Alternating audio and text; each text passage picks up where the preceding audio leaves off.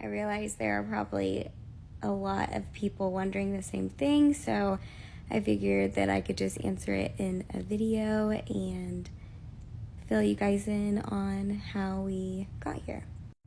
So I'll take you guys all the way back to when we got our infertility diagnosis. I think it was March 2021. My husband was diagnosed with Sertoli cell-only syndrome. Basically, his body doesn't produce any sperm, and we got that diagnosis after he went through a biopsy. Our options were IUI with donor sperm, IVF with donor sperm, adoption, or fostering to adopt, which is something we highly considered and something we'll consider in the future. I just hadn't given up on the desire to experience pregnancy. And then we also had the option of embryo adoption. We went through 3 IUIs with donor sperm. We used a donor that Colton jokes and says we got off of Craigslist, but really it was from a cryobank in California. After the 3rd failed IUI, I was just so over it.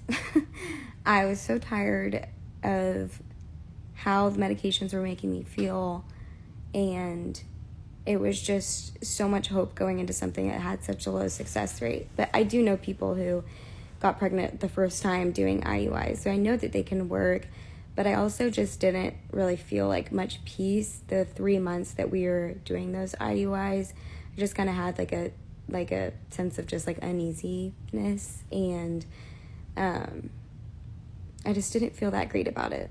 So at that point, we didn't want to move forward with IVF with donor sperm, even though that would have given us probably quite a few of our own embryos. I just didn't feel good about it. Plus, we didn't want to spend that much money because it's expensive.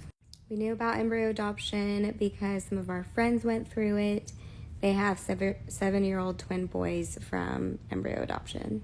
They helped us walk through all of the steps, and now I'm 13 weeks pregnant with our son, who was at one point a donated embryo.